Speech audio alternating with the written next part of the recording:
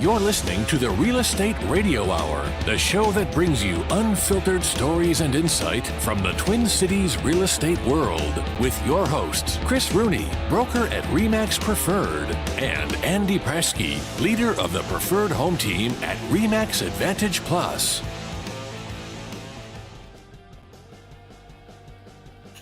Oh, just looking at some facts, guys. Poor Nick's like, what's wrong with the camera? That's great. He is something else, I'll tell you. Well, hello. What's up, brothers? Hello. We're living the dream over here, Prasky. I look at how I figured out my window thing. You guys see that? That's one of those big Post-it note things that's blocking the sun for me. That works. I know. It's as good as ours. It took about a year and a half to figure out, but I think I've got it. Like blinds tend to work, but these blinds kind of let like the sun in. You know, it's funny. We actually are in the process of redoing our office here, and we got a hold of some really cool furniture. My brother had an opportunity. He does high-end commercial build-outs in offices, which you're like, oh, nobody's doing those right now. They're so busy they don't know what to do with themselves on these high-end, big remodels and big companies. But anyway, they so some of this, what they call used furniture, to me is brand new. And I'm like, so we're redoing our office. And so it's kind of funny you talk about those big Post-its. I remember I bought these Post-it notes that were 1 foot by 1 foot, glow in the dark pink. And then I bought these big ones for putting on the wall, like I want to say in 2007 or 8, and to do a team meeting with. And all of a sudden we're cleaning the office and I go, that's where they went. I always say my office, I always organize my stuff and it disappears. And so now I'm trying to figure out what I can do with my Post-its. And now I know I can use them as window coverings. I know. Andy, I noticed, is your sign, you added 3 of the logos, the radio hour on there too? Is that a new sign? Oh, that's while we're cleaning the office. They threw that up there. Yep. That's a magnet. It's not supposed to be up there, but thank you. There's a magnet on there. That's a rider. Rider. Normally rides down here and goes wiggle, wiggle, wiggle in the wind. Hey guys, I'll just hold that here for my commercial. Beep, beep, beep, beep, beep, and I'll stop right here. Yep. Nick, when I first saw him, when I first met Andy, I came to the office. I was going to meet him, and I drive up, and there's this car that's just like it's like screaming. I think it had lights flashing and everything. I mean, had every logo you could possibly have on his truck. Kind of a proud man, Chris. I'm. It was. No, what's wrong with that? Hey, what's wrong with that, man? I don't know. I like it. Hey guys, I'm in Albania though, the North Korea of Europe.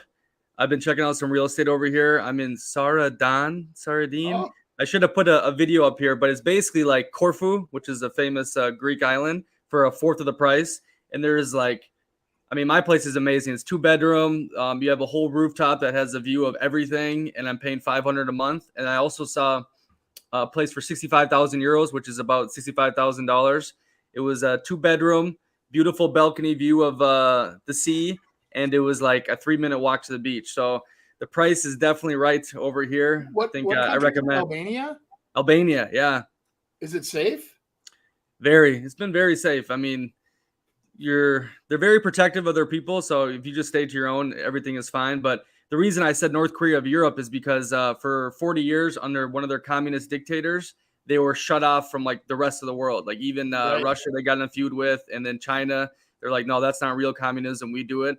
And so like tourists couldn't even come here to like the late 80s, so it's still pretty much untouched, which makes everything super cheap. Well, is that what drew you there, was the price, or just to try something different? I started hearing it's starting to get popular in the nomad circles because it's basically like Greece, but for a fourth of the budget.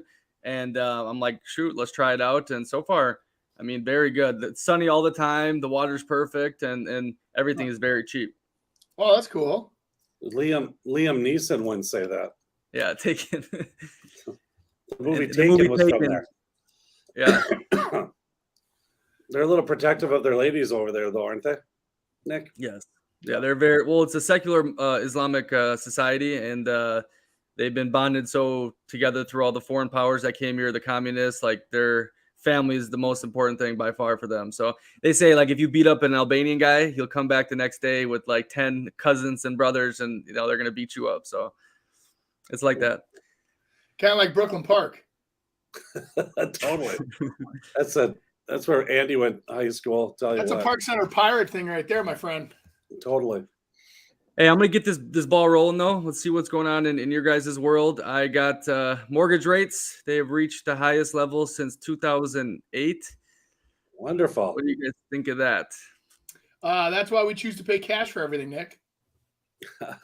Hey, the cash people are buying too. That's for sure. I know. I was kind of joking, but you're right. Yes. I'll tell you what, these rates have really hit some market segments hard, really hard.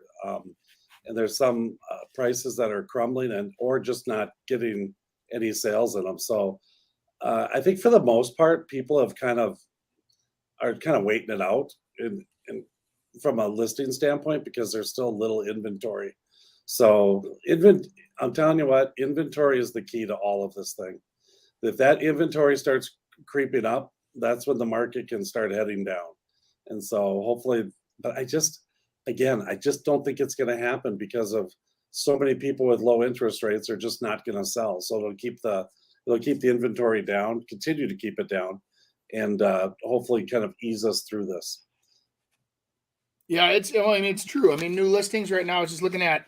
I ran the latest reports, and the new listings are down year to date 20% over last year. Closed sales are down 20%. And then the median sale price is up 5.7% year to date. Yeah. So values are still there. There's less houses for sale. And I think there's what I found really interesting is that the sale price, they're still averaging 102% of the sale price. So there are some houses that are still going over and some are going right at, but remember the way real estate agents can play the game too is that if you adjust your list price to your sale price, it sold for 100% of sale price or list price. You know what I mean? So it doesn't show a negative number there. And so a lot of agents will do that. They'll adjust that so that, because who's kidding who with all these apps and everything that are out there, we're playing statistics. So this agent has this selling percentage. They get this much of sale price. All those numbers are used against the agent. So the agents manipulate sometimes those numbers to favor their viewed perception of a agent, quality level. And that's what they're doing. But anyway, I just was going to say, so nothing's shocking me so far. Kind of the big thing that I know that Nick likes to talk about is affordability. And it's real simple. As houses jumped up, the low interest rates kept that momentum going on the prices. And I think that would have really curtailed or slowed that down earlier in the year. If rates would have went up higher faster, we wouldn't have seen the crazy hyper appreciation. But it did what it did. So now you're seeing, I'm not saying softening, but instead of you making 18% appreciation this year, you might make 7 or 5. And so people are like, oh, the market's going backwards. It's really not. It's just not crazy anymore. Yeah. Andy, how did you feel about the Parade of Homes? First weekend was this weekend. Good. We actually have real buyers out there right now, probably traffic wise. And I know this will sound contradictory to some. We saw more traffic this last weekend at our models that we had open, and they're actually out there buying. These people were not as affected by interest rates. They're out there shopping. We're in that price range. We're in that $750 for one of our models and about $800 on the other. And so we're seeing buyers in that price range. They know what interest rates are, and they're well aware of that, and they're looking for that new build opportunity. We continually hear with inflation, the thing to do is to buy real estate because if you put your money into real estate, it's going to go up, and your dollar kind of stays flat and actually loses money. Mm-hmm. And do you think that maybe has something to do with it? I think it also, answer that one first. Do you think that does? Say that one more. I'm not quite understanding what you're saying. Oh, okay. Right. No. So I think, we've all heard about inflation and that if you get into real estate, that, that real estate will gain. But if you just keep your money in cash because of inflation, your dollar's worth less. It goes down in value, right? Yeah. And that people are maybe thinking that way. And I think with the wanting to feel better about maybe what's happening and when prices are all going up and everything. And it's like, gosh, do you ever notice, I'm just going to say that when you're working and you're making all this money and you're going hard, you're doing everything, you don't spend anything. And then all of a sudden when it slows down and everything, you start spending a ton of money. Yeah. And I just wonder if that's kind of happening in the market, because I saw the same thing at the Parade of Homes. Like, people are getting excited. They just really want something and they're willing to pay for it. Yeah. Well, and then you look at inflationary times, go back to the 80s. And I remember hearing like my parents' friends and mother and father-in-law talking about things like they'd buy a snowmobile and they'd pay $1,200 for a brand new snowmobile. They'd play with it for 3-4 years and they'd sell it for $1,250 when they would sell it, because the new snowmobiles were $4,000. And then they'd buy them for $4,000 and they'd sit there and drive them. Now they're $8,000. So depreciating assets in inflationary times sometimes makes sense, right? I mean, and then you put into the factor, you put a house in there, which is not generally a depreciating asset. You buy it and it appreciates and gains value over time. It's a safe investment. It's one of those things where, as houses appreciate and dollars weaken, the spread is what you get to keep, right? That's your yield. And so, not on top of that, a lot of people forget the fact that, if you're buying investment properties, the depreciation factor against current income tax. So let's say, next year, you're going to absolutely crush it. You're going to have that $1 million earning year or whatever you're going to have, and bonuses are going to be huge. You need to buy investment property sometimes to depreciate, the basis points on those houses to offset your personal income. And that's why a lot of people scramble when they know they're going to have a great big bonus coming to buy real estate. And so they can bury that into that real estate investment. And hey guys, I got that article right here about the inflation, 8.3% year over year. And then there's a little video, a minute and 30 minutes of Janet, the Fed chairperson. And they're talking about all the gas stuff, and that is killing Europe. My buddy in the UK paid £100 a month last January, and now he's paying £1,200 a month for gas and electricity. So, do you guys want to watch this article or this video? Sure. Okay. Let me share it.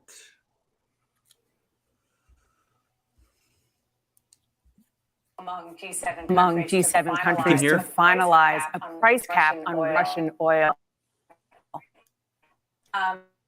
Gas prices have actually fallen about. They could go back up in the winter. Should Americans be ready for that? Well, it's a risk, and it's a risk that we're working on the price cap to try to address. This winter, the European Union will cease, for the most part, buying Russian oil. And in addition, they will ban the provision of services that enable Russia to ship oil by tanker. And it is possible that that could cause a spike in oil prices. Our price cap proposal is designed to both lower Russian revenues that they use to support their economy and fight this illegal war, while also maintaining Russian oil supplies that will help to. She's hard to listen to, but. Yeah, you're not kidding. At least they're thinking a little, thank God. So what do you think? So we're not doing a political show here. We're not doing economy, forecasting. But what happens, Chris, when gas prices go up with housing? What happens? People move in, right? Well, prices go up, but also, people also you get like let's say it's downtown or wherever the jobs are. Those like walkable, bikeable, take the bus, train, light rail, whatever it is, areas become very popular. Great opportunity to invest, because people get real sick of paying $1,000 a month to drive their car to work just in gas prices alone. And then they have to pay for a parking space and whatever. That's why so many people are fighting to work remote. I think now is because of that, with the gas prices and everything else. But, we do need to create and maintain a human culture. It's kind of like a band of people. Like when you have everybody record their own separate part of the band independently and you put it together, it doesn't jive. But when musicians are together, they can really get that rhythm going. They can watch each other, play off each other's energy. And that's why they record, obviously, music live as much as they can.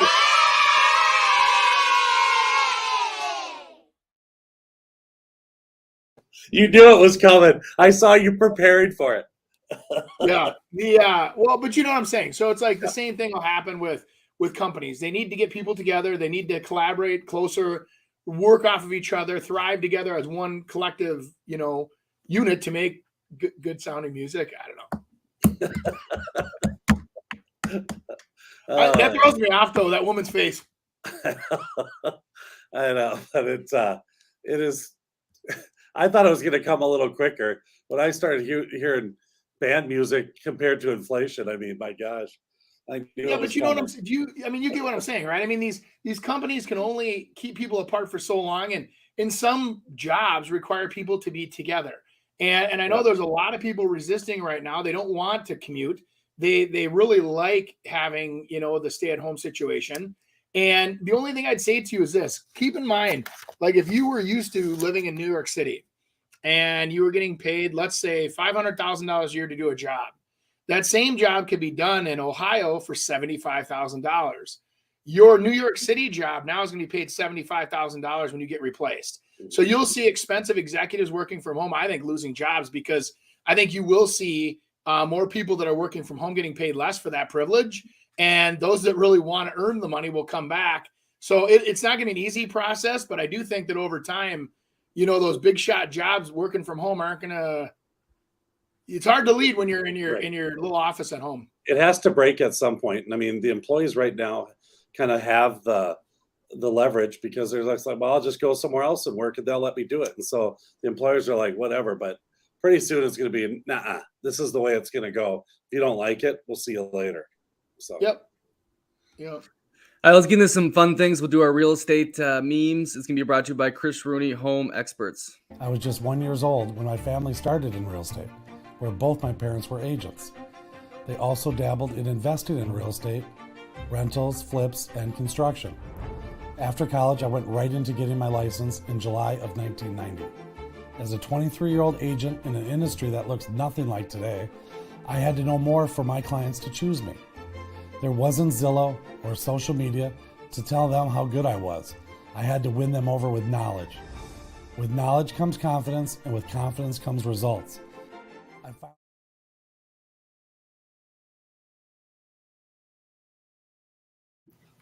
I got to update that baby a little, I think. I think we should do all of our commercials live. I think we should. Maybe we should do each one for each of us. You do one, I'll do one for you. You do one for me. All right, lean over, Chris, so we can see your beautiful face. Other way. There we go. Okay. All right. So what is this? This is when I decided to get my real estate license. Do you understand? Like, you guys are stupid and you guys can't do normal school, so you went to real estate. Good point. That's a good point. I see. We're not even smart enough to get the memes, and so that's the problem. It works. It works. We're going, okay, so X equals what over what? God, we actually kind of think we're some of the smarter ones too. Hey, really you ask Chris Rooney what a commission is on a certain level of house, and he'll fire that off. That math we're good at. Yep. Yes, I am. Winning your real estate license from one of these would be a higher barrier to entry than currently exists in the industry. Oh my God. I don't know. Why are we ripping on realtors? I mean, this is terrible. I've got some agents that are newer that are pretty, in my opinion, very intellectual people that have really struggled with these recent exams. They've made it pretty hard. I know. It's rare that someone passes both the state and the federal at the same time. Yeah, I had a kid I just interviewed. He went 5 times. Yeah, I know. And he'll probably do really good. But yeah, some of them, I mean, you got to know like 2 different terms to figure out the last part of the question kind of thing. They ask the questions backwards. They think, they're written by college professors for sure. Yeah. All right. Do we have a doctor here? Yes, I am. What's your specialty? I brand myself as a real estate doctor. My friend is dying. I can help with estates. There you go. That one's good. That's funny. Yeah. I think that's also going into like in the real estate industry now. I see it's super popular to niche, obviously. So they're making fun of like, oh, I'm a real estate doctor niche type deal. Yeah. Yeah. Well, I think too, realtors should learn that. Realtors should get a niche and do what they're good at, because I think people sometimes tend to try to do too much, and that gets them in trouble, and it kind of leads them off in directions where maybe they're not the best. And it's a lot easier to say after you've been in it for a long time and kind of did every niche that you could possibly be. I mean, Andy, you were a foreclosure specialist, you were a short sale specialist, you were a first-time home buyer specialist. I mean, we all kind of do those things to be able to kind of find out where we fit in. Well, I think that, it's another way to look at that is just like any other business that wants to diversify their income streams. Because if you only rely on one income stream, for an example, let's say you're a buyer's agent and the buyers are coming at you one at a time, and then the market slows down. And now because you're only buyers, you don't have any listings, or you don't have any, whatever. So having specialty, what I call like legs of your business, where maybe one of them is estate planning, and you partner up with a family attorney, and you actually, do estate planning, and you work with them so that you have a couple of transactions a year coming from that, area that you're investing your time and energy into. Maybe it is, everybody says, oh, I love to work with first-time buyers. Well, first-time buyers, there's lots of them out there. I mean, that is probably the easiest niche, if you want to call it that, to get into. But when you get into real specialties, like you start saying, I'm a real estate doctor. Well, I assume you go to the doctor when you have a problem. So what is your problem, and what can we help you diagnose and help you get through? Versus in a really good market, it's probably not as challenging. It's like what blows me away is how people are sensitive right now to commissions. Okay. But when times were really good, like, the last couple of years, nobody ever argued, it seemed like, with commissions at all, because I think the money was so easy on the sales side, they didn't care. But now that it seems like we're paying attention, they're putting pressure back on the commissions, when it should have been the opposite, right? When, there should be no pressure on commissions right now. It should be, hey, can you please help me get my house sold for top dollar as fast as possible? Be a better marketer, be a better negotiator, be a better everything. And we're willing to pay to get that job done now, versus you put the sign in the yard, get multiple offers over list price. So it's kind of interesting. It's all consumer perception, I think. But yeah, I'll tell you, when you talk about being a doctor, I would think we really are a doctor of psychiatry, because that's what we deal with. I mean, every day you're dealing with the emotions, the highs, the lows, and people trying to move, can't sell their house or can't find a house. Yep. It's a lot. You got to deal with people and empathize with them, and it's an interesting career. I'll tell you that. Yeah. It's a career that almost like, it's like, hey, they feel like you should work all the time, no matter what, whenever. I mean, you should never have time off. You should, maybe not charge them in which to be able to do it. You got to be prepared for every one of their problems. Sometimes you got to help them paint. Sometimes you got to do the landscaping. Sometimes you got to move furniture. Sometimes you got to just go in and stage, and sometimes you got to go and paint their cabinets. I mean, it's a really interesting. And then on top of all that, become best friends with everyone. It's very interesting. It is weird, because like in real life, you think about being at the football party and you don't, hang out with everybody that's there. You might say hi to everybody, but to actually hang out where you invest your time and energy, a lot of people, they forget about the personality side of it. And we do a ton of analysis when we meet with our clients. We're observing that, like their personality type. What will they interact with? What will they work best with on our behalf? And then we kind of have to be a chameleon and adjust to the color that we're, or where we're hiding, so we fit in. Because you go into a dominant, like you do a DISC personality test, you get that high D. If I don't whip out the price and tell them exactly what I'm going to do and how fast I can do it, they've lost interest and walked out, and they're moving on to the next project. Versus you get the the C style personality, where they're an engineer-minded person. They want all the stats, the data, the facts. Knowledge is important to them, Hey, they don't teach this obviously in real estate school. So where do you suggest agents and people in the industry to learn this, Andy? I really don't. I think we should just go with the experienced agents that are out there. Yeah. Well, I think unfortunately, Andy, I mean, he's kind of being facetious, but it's true. You got to kind of learn through making a bunch of mistakes and finding out how you lose all these clients and how they're all walking out the door and what's the reason that they're doing that. I'll tell you what, I've seen all different types of people come into this business, many of them that have failed and many of them that have been successful. And I don't know if there's really a perfect formula on who succeeds and who fails, but I've always noticed that, kind of a waitress or waiter or bartender type person who's done that in the past, I think is better because they've dealt with so many different people. And on a lower scale, they're competing and working for tips. And they're still in the service industry though, right? Yeah. And you learn to deal with a whole bunch of different people. But there's realtors that I know that would clash with so many people, but hey, they find the right types of people that work with them. They end up doing a good job for that same type of person who then refers them to other people. It's interesting. I get that now, and I can kind of move with the different types of people, but that you get referred. When you get referred, it's typically a like kind person. So now your clients kind of become all kind of the same person. It's kind of an interesting, and it's much better. I'll tell you that. It's interesting. That's, I've always had that, the hard worker mentality of I worked with rocks all day long and shoveled dirt or whatever all day long. I come home, I'm exhausted. I think that's also why, real estate agents will come home at the end of a good day of working with clients when you're really adapting and adjusting your approach to whoever you're dealing or helping at the time. It gets exhausting as well. And I think there's a lot of times where, you get that real estate agent that comes home at the end of the day and it's like, I don't want to talk to anybody. I'm just going to sit here and relax and have a nice iced lemonade and sit in the shade and chill out. Chill out.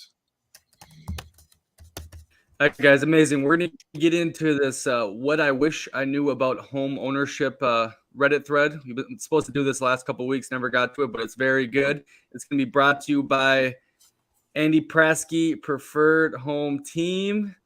Let me find his video. Does he do? Well, they said I could have 30 seconds on the show for a quick ad.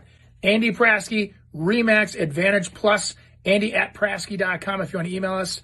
Here's the thing, 22 years in the business, over 1,400 sales. I'd like to help you with your real estate needs. If that's buying, if that's selling, if that's building, whatever it is, give us a call, send us an email. Let's get you started on your real estate journey. I'd like to help you on the way. Lots of experience here, and I would like to put it to work for you. Andy Prasky, Remax Advantage Plus. Thanks for listening to the show.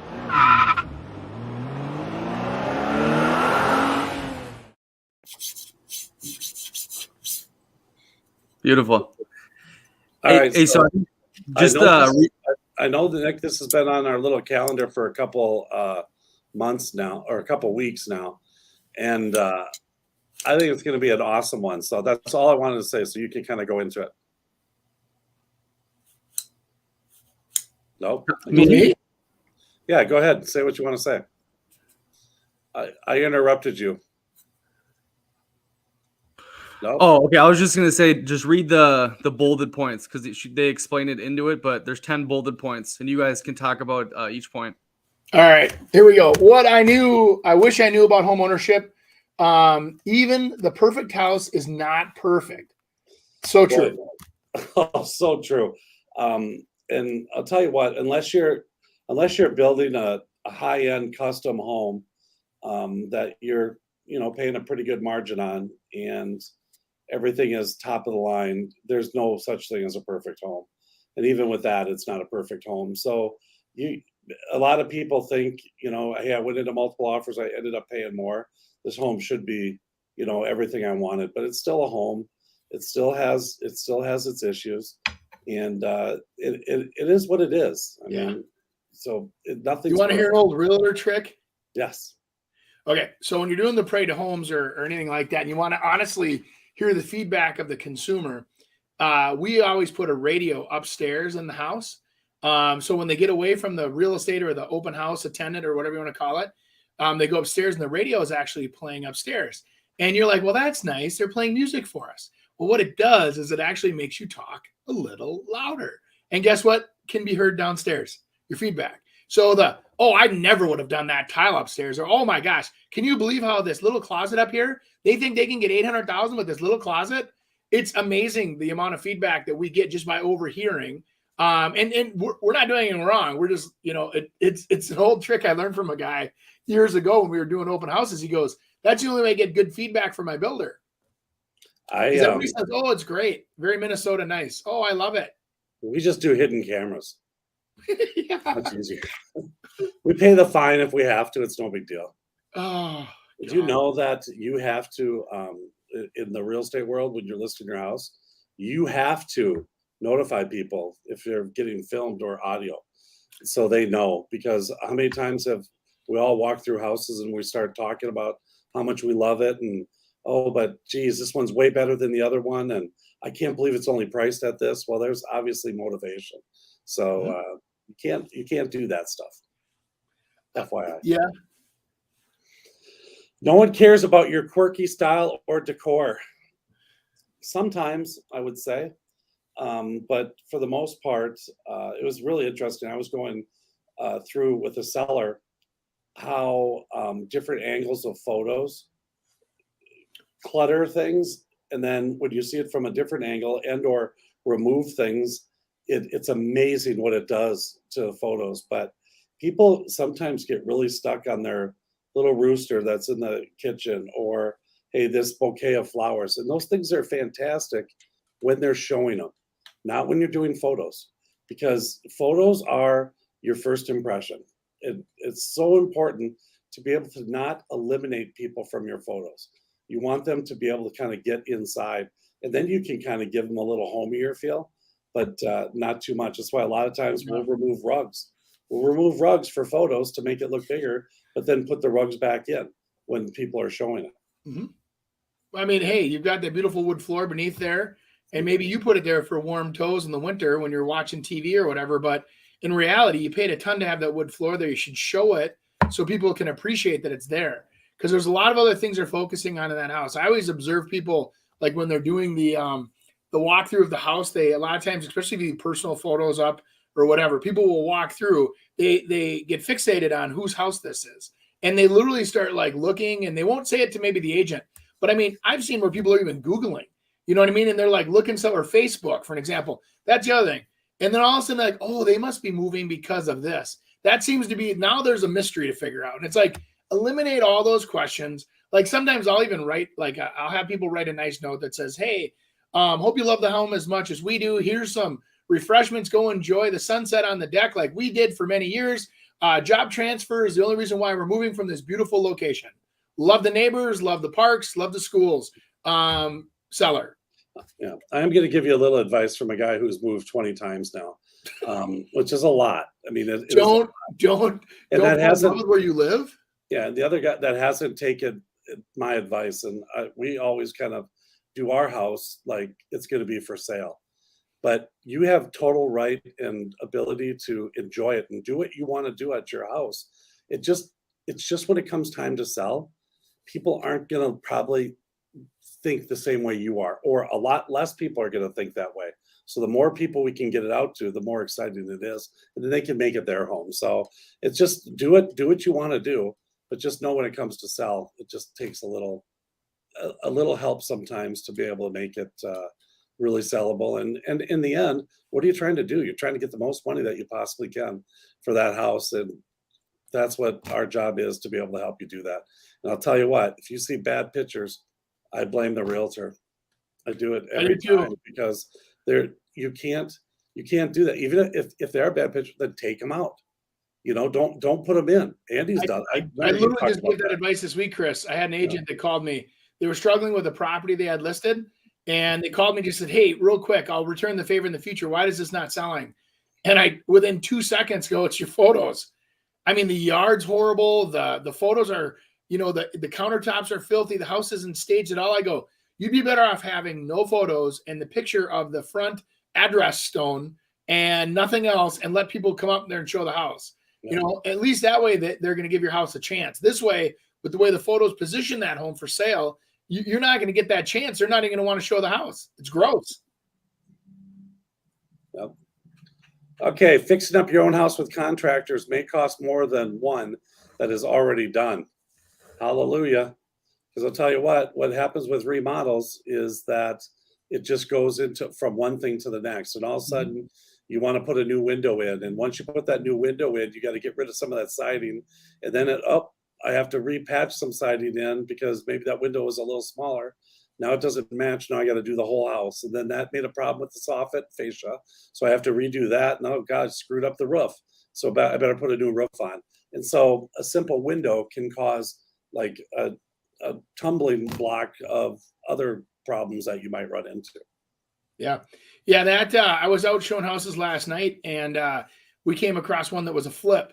And what's interesting to me is that I think that a lot of these flippers, not all, but some of them, you can tell they have like their high school kids painting the old oak trim white. And you can literally see there's string in there, there's mosquitoes stuck in them. I mean, they're sloppily painting the trim, and nobody's paying attention, and it's being done with a brush. So there's streaks in it. It looks like crap.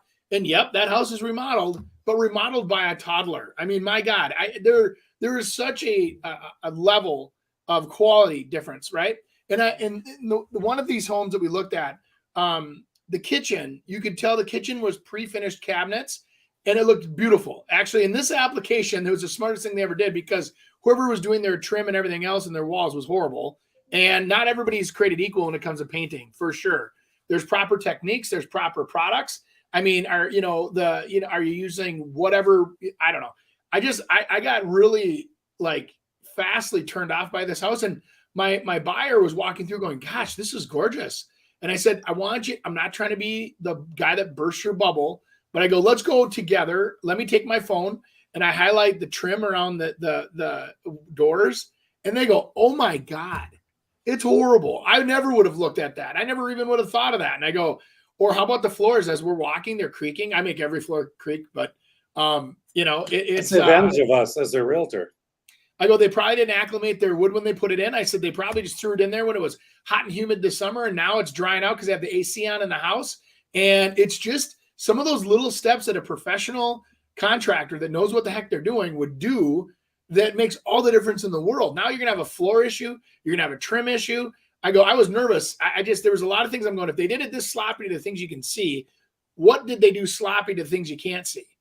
Yeah. It's funny when you talk about the whole wood floor acclimating to its new surroundings before installing it.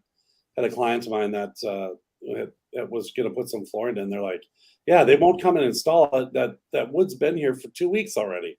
And I mean, they should be here at installing it. I'm saying, you know what they're doing.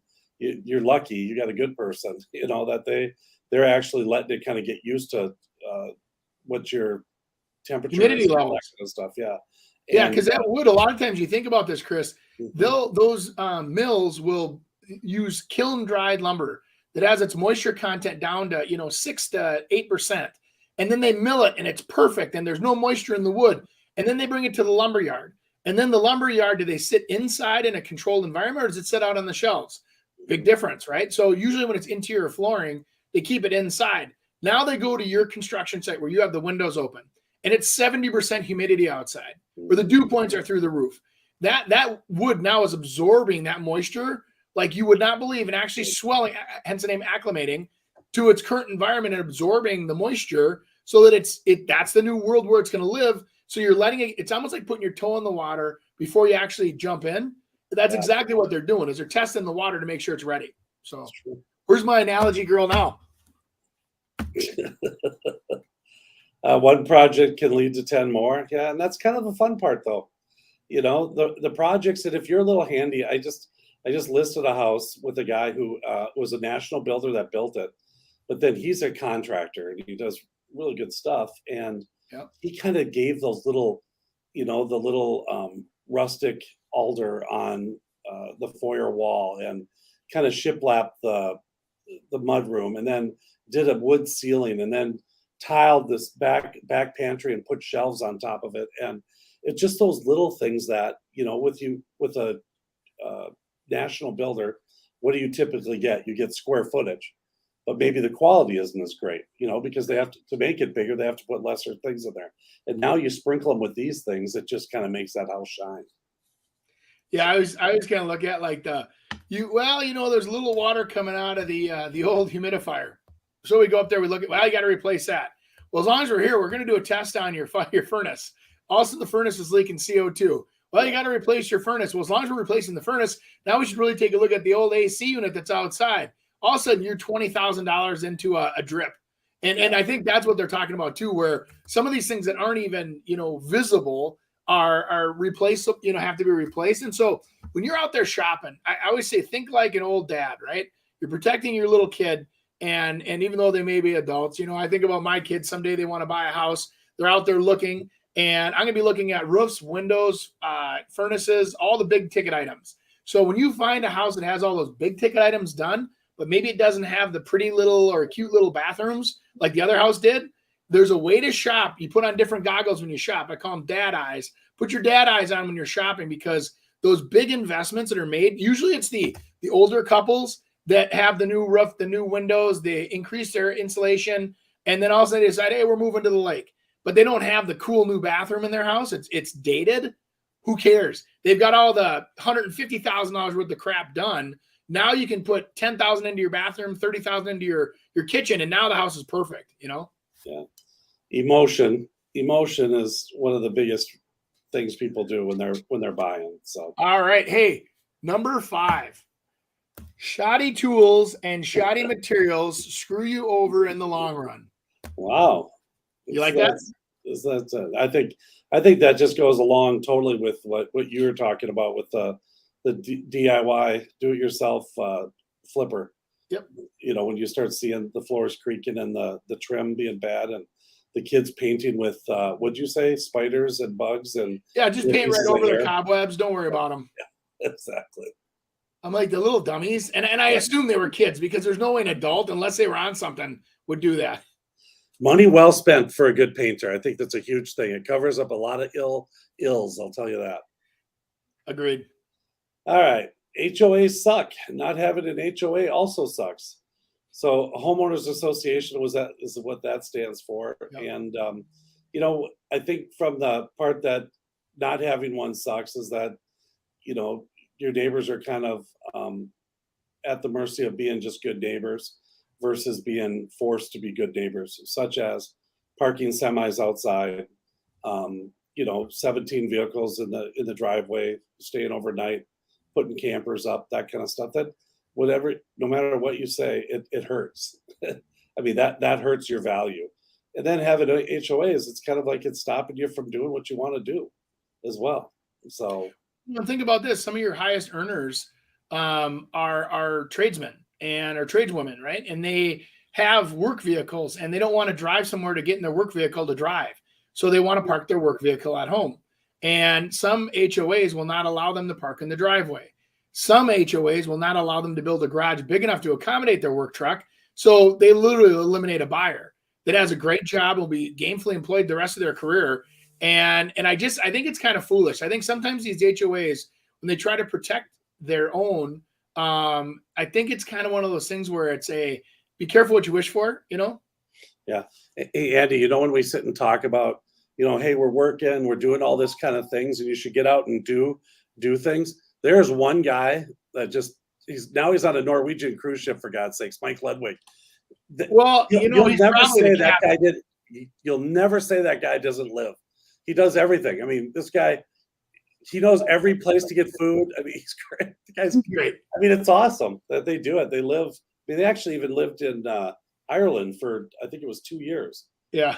And he still did real estate from there. It's kind of very interesting. So. Well, that's what you do when you got big money like that. The billionaire clubs are fun. They, all right. Let's see here. You're unlikely in your forever home, and it costs 10% in value to move. Okay, that's the reality. Everyone thinks they're never going to move again, and that's the case. I just sold a house that the seller had been there 61 years. That very rare, but wow. They don't. And what they're saying costs 10% to move. I mean, talking about real estate commission and likelihood when they say 10% is that you're paying the buyer's closing costs as well, to kind of come up with that sort of number. So, but it costs money to move. It's fact. Wonder what kind of breakfast Mike's having on his cruise today. Oh, can you imagine? I think he's on through the Nick, what are the seas out there? Nick should know that. If he's in Norway, where's he traveling? The Baltic Sea, probably. He's on the Baltic Sea. Yeah, you're on the Adriatic, right? Yeah, right now. Yeah. Adriatic. A lot of things weren't made better back then. So an older house that maybe it was built better, and I'm doing a remodel on a house that we're going to eventually move into. And I'll tell you what, nails must have been really inexpensive at that time, because we're ripping this thing apart and there's like 50 nails per board. It's unbelievable what they did back then. And so maybe it was kind of put back together, but once we uncovered it all and found out what we had to do, I mean, we basically had to reframe the whole place because it was put together so bad. So I mean, there is some things, I mean, obviously things cost more now, but there's a reason that they do cost more for what they do with them. And Andy, we have in our model, and I'm kind of, you're into this kind of stuff, and I'm kind of like, whatever, but it does make a big deal. We have a HERS rating of 38. That's pretty good. What are you talking about? That's awesome. It's 100 is the normal, and 80 is kind of like the super acceptable. I don't believe it. You don't believe I have it? I'm going to take a picture of it. I want to see the documentation supporting that report. You get under 50, that's pretty damn good. I know. That's what I'm saying. They've never had one this low. It's perfect. Well, I get a lot of these models where you look at them and they're in the 80s. That's pretty normal for new construction. And your existing house you live in is probably a 300. So, I mean, it's like that's how much more energy efficient they are. So it is a, I'm surprised, honestly, that with the way people are into their, electric cars and plugins and all, people aren't more interested in that. A lot of people don't push that and or ask about it as much as they used to. A couple years ago they did, but it's you pull up in a hybrid, I assumed you'd want to see the energy efficiency report on it, but we kind of throw that to the side when they're looking at design and price and the model we're in has a geothermal in it too. And that's probably why. Yeah, that's probably helped it. But I'll tell you what, I'm going to take a picture of that mechanical room and show it to you. It's unbelievable. Why don't you just invite me over and give me a ticket so I can come in for free? $5, I'll pay for you. $5, it goes. You will not. You have to pay $5 every time you go to work. Yeah. Well, they don't make me pay, so it's kind of nice. That'd be funny if they did. All right. No, you probably won't put an ADU, subdivide your lot, rezone, separate. This is out into a basement apartment. Okay, so it's just, I think they're just stating that, you can't, you're not going to make $1 billion on your place and have put a bunch of different uses towards it. Always check the zoning, because the zoning is very interesting. We're looking for a client right now that is looking for mental health, abuse type facilities, and they have boutique areas, and so they're looking for bigger houses and finding the zoning and like in different areas. So like in St. Paul, for instance, if you have a single family home but it's in an R2 use, you're able to do these places without even getting conditional use permits and stuff. So it's just kind of interesting knowing your zoning and what you can do. I was with a realtor yesterday that sold a house, and this guy can't be more than 28 years old, Andy, and he's got 100 beds in and around the St. Thomas campus, and he's just kind of figured out the right areas in which to be able to do things and how to be able to create. And when I say beds, he'd be literally beds. So in a fourplex or a 4-bedroom place, that's 8 beds that he has, and is just killing it. Good for him. Yeah, but it's all about the zoning and where you can get it. And in St. Paul, there's the so-called tokens that you get. Only so many houses can be rentals, and so sometimes, hey, there's one that's a rental. I'm going to tear it down because the zoning's this and make it into a bigger rental. Well, there's nothing wrong with that. I mean, like a lot of times college kids don't care if there's 2 guys per room or something, as long as the room's decent sized. Yeah. Having roommates actually can be a benefit. Yep. All right. You can't reliably time the market with your life. What's that? What happens again, Andy? Shift happens. Shift happens. Yeah. And is that not the truth?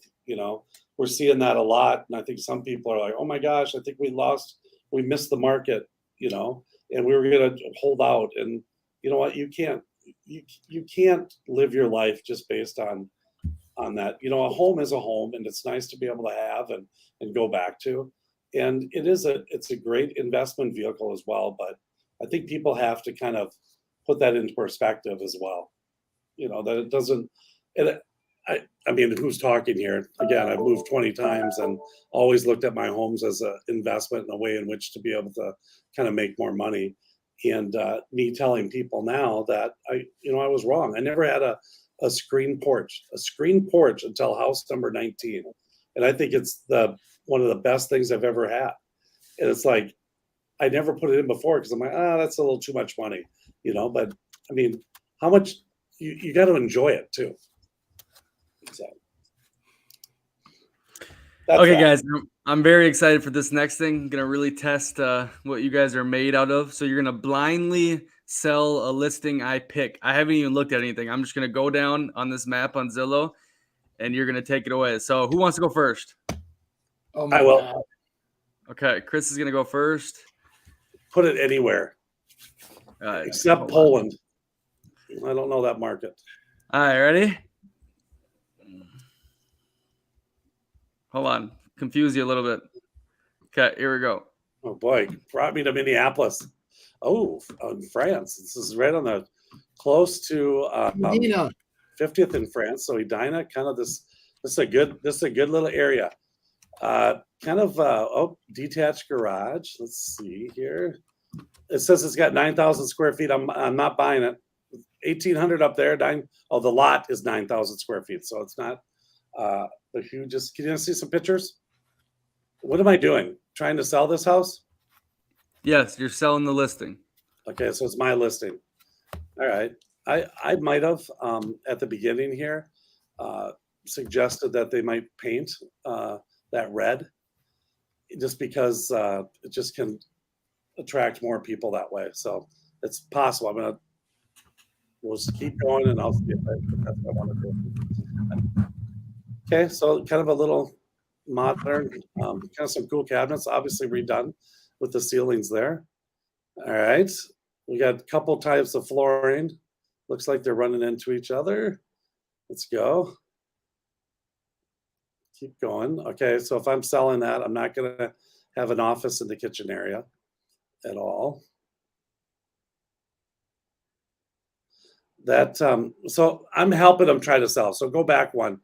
This little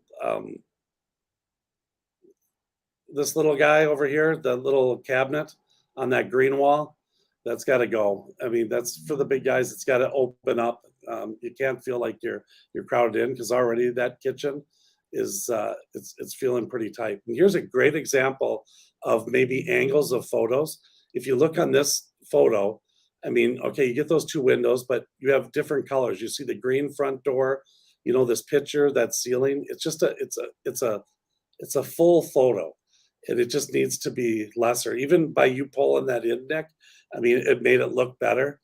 But there's too much. It's too busy. Okay. The red, you can see with the photos, I mean, kind of calming them down, because you've got, I mean, what's the things you look at on here? I'm looking at the couch. I'm looking at that photo. I'm looking at the TV. And oh, by the way, there's a fireplace there. That's the part that you want them to be able to see. With this great wall of wood, I think I would have made that more boring, got that TV and stuff out of there. See, there's another example right there. Just the type of photos that you have. Sorry, whoever listed this. Here's the other thing too, Nick, go back again. This is kind of the fickle things, but I'm telling you, it makes a difference. Look at the cars out on the street there. It's just nice to not get that kind of stuff in on your photos, because that's exactly what people do. And then they start looking like right next to the TV. What is that thing outside? And they concentrate more on that than they do on the house. I might have taken the blinds all off those windows too. Hey, we need to get Andy in here quick too. So let's go through these. Yeah. too full.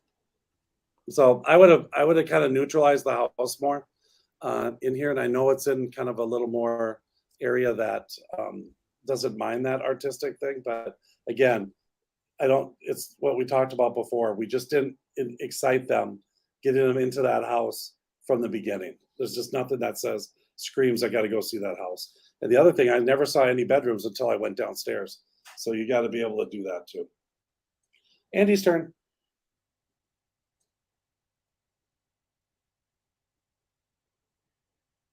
Let's see where Andy goes. Nobody knows. Oh, putting him up in his area, of course. There we go.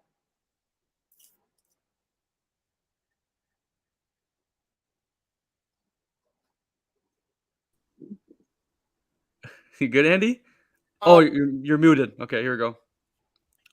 I said a crooked house in North Oaks. Great. I'm going to guess that's some kind of a townhouse, but I'll tell you what, you want something that's different but has a charm of an older aged home, come on up to North Oaks and take a look at our $990,000 value. That's all I know. Doesn't have any bedrooms or bathrooms, but it's beautiful. Normally, the garage is what's forward. So it's interesting that they put the garage in the back, the house towards the street. Yeah, let's flip through the pictures quick so I can get some more ammo for selling. 4,000 square feet. Nice. Open, airy, kind of almost a Victorian vibe to the house. Okay. Formal dining up in the front. Okay. Built-ins. Look at that ceiling. Yeah, it's neat. I'd be surprised. There was a builder over in that area called Smith Builders that nice cherry cabinets too. Nice. I'm not a huge fan of the arches, but that's something that, obviously goes with the rest of the house, right? There's arches everywhere in that home. Okay.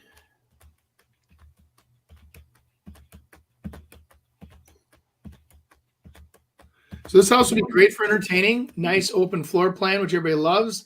Very classic, distinguished looking home. Rich, vibrant colors throughout. I'd redo the bathrooms. I hate to say it. I'd get all that white out of there. But for now, it's in good shape. This is probably, I'm guessing, well, yeah. I want to say the word older seller, but probably. Bubble hockey, love it. So we're down in the basement now, workout area. Nice. That's where the old projection TV used to go. Remember that?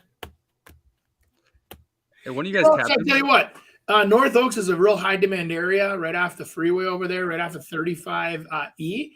Close to everything. It's a very distinguished neighborhood, very prestigious address, but yet it looks like this would be in a detached townhouse kind of development.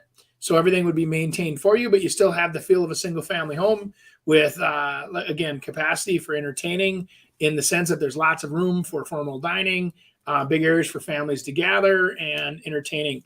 That lower level looks really nice. So you have a separate space to break away from the family if you want to watch the football game in the lower level. And it all can be yours for under $1 million. I had some clients come we had an open house event at our model, and they're big radio listeners, Andy, and they've found our podcast. I saw them last year. Cool. They didn't know about it, and so they found it and they listened to it, and it was funny because they asked about you, and I'm like, yeah. She goes, how'd you meet? And I said how we met. We met through Garth Johnson and how you were running a bunch of different leads for him, and just felt that us together was just kind of like we're totally two different, but we kind of gravitate in the end towards the right thing, but how we get there is different. And that thing, it was just a total example of that. Now he was kind of selling it and kind of saying what the things were, and I was trying to figure out how to get it better looking to be able to sell it. And so we took whatever Nick said and we kind of thought about it in our own way and came with it. Both were right. They weren't wrong, but that it's just, I think it's kind of interesting. And plus I get to make fun of you all the time. And they like that too. I'll tell you what, though, it makes me feel like I undersold. I think there was a compliment in there somewhere. So thank you. And I compliment you back. I just built a house for a client up in North Oaks on one of the last remaining lots. And I think we undersold it, man. We were at $1.1 million, and I had like almost 5,800 finished square feet, sport courts, basement. And compared to that at 3,800, boy, I think we gave ours away. Good for my client. They walked into some equity then, a couple $100,000. That's good. Time for them to sell it then with Andy Prasky. Perfect. Hey, I think next week we're going to do some staging talk. We had a loyal listener, Nikki, send us in a suggestion. So we're probably going to get that happening next week. Probably talk more Parade at Home stuff. And give us a like, a review on the iTunes, Spotify, or even Facebook. We post 3 digestible clips a week. Check those out.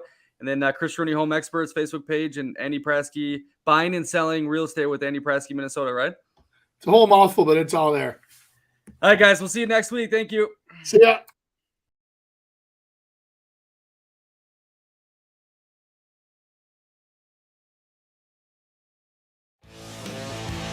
Thanks for joining us this week on the Real Estate Radio Hour. Don't forget to visit our website, realestateradiohour.com, where you can subscribe to the show on iTunes, Spotify, Stitcher, or your preferred podcast listening app. If you enjoyed today's episode, we'd appreciate a rating on iTunes or sharing us with a friend. Until next time, stay awesome, Twin Cities.